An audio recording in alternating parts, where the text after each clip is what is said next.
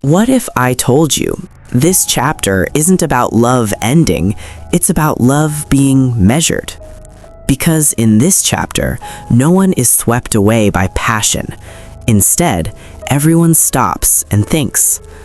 A warning is given, not harshly, not angrily, but carefully.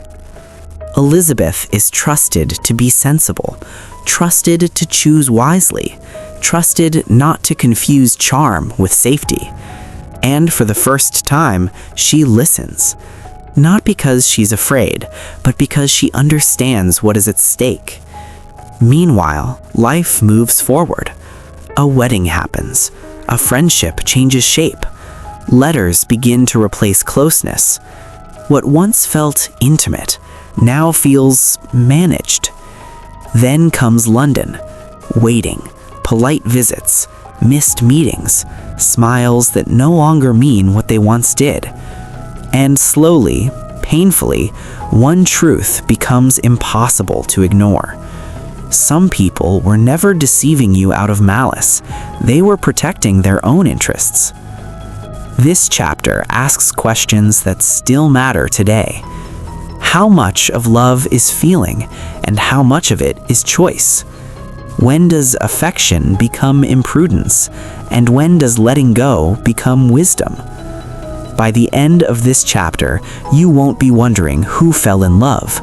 You'll be wondering who grew up first. Stay with me, because this isn't the chapter where hearts break loudly.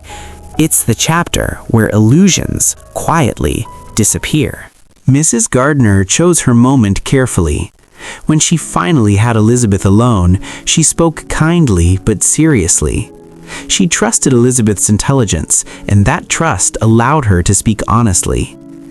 Elizabeth was warned, not harshly, not dramatically, but with concern. Mrs. Gardner explained that affection without fortune could easily become imprudent. She had nothing bad to say about Mr. Wickham. On the contrary, she admitted he was charming and agreeable. But charm was not enough. Sense had to guide feeling. Elizabeth listened. She did not feel offended. She felt respected. She assured her aunt that she was not in love. She admitted that Wickham was pleasant, perhaps the most pleasant man she had ever known, but she also recognized the danger of allowing her imagination to run ahead of reason. She promised caution, not certainty. She would not hurry her feelings. She would not encourage hope. She would do her best to be wise. Her aunt was satisfied.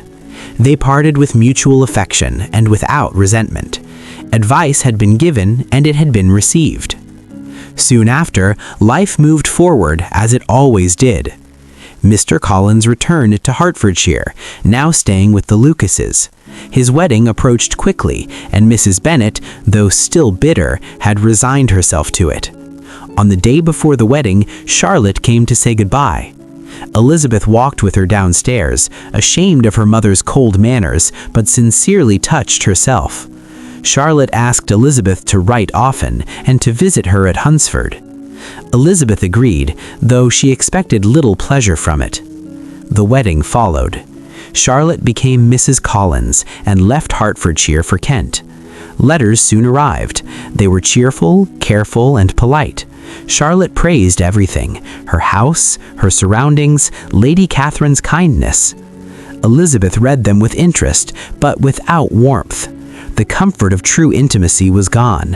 Friendship remained, but distance had settled between them.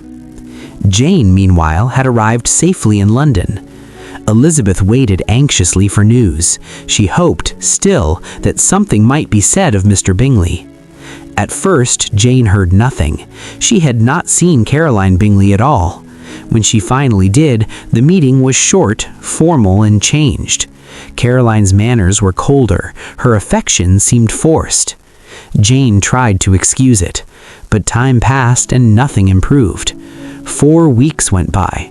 Mr. Bingley never appeared. At last, Jane wrote honestly. She admitted that she had been deceived, not cruelly, but clearly. Caroline had withdrawn her friendship. She believed anxiety for her brother was the cause, and she pitied her for it. Jane refused bitterness. She blamed no one harshly. Elizabeth felt pain reading the letter, but also relief. Jane would no longer be misled. All hope of Mr. Bingley's return was now over. Elizabeth's opinion of him fell with every reflection. She even hoped, half in punishment and half in fairness, that he might marry elsewhere and regret what he had lost. Around the same time, Mrs. Gardiner reminded Elizabeth of her earlier warning and asked for news. Elizabeth answered truthfully.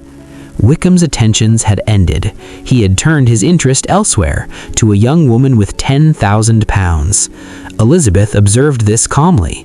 Her heart had never been deeply engaged, and her vanity was satisfied by believing that fortune, not preference, had changed his course. She bore him no ill will. In fact, she sincerely wished him happiness. Writing to her aunt, Elizabeth admitted something important. She had never truly been in love. Had she been, she would now feel anger or resentment. Instead, she felt clarity. She did not even dislike the woman Wickham admired. That, she knew, was proof enough. Her caution had worked, and though being deeply in love might have made her more interesting, she did not regret her quiet insignificance. Some lessons, she understood, cost too much. And this chapter ends not with heartbreak, but with understanding, with feelings measured, with illusions released, and with the first clear signs of emotional maturity.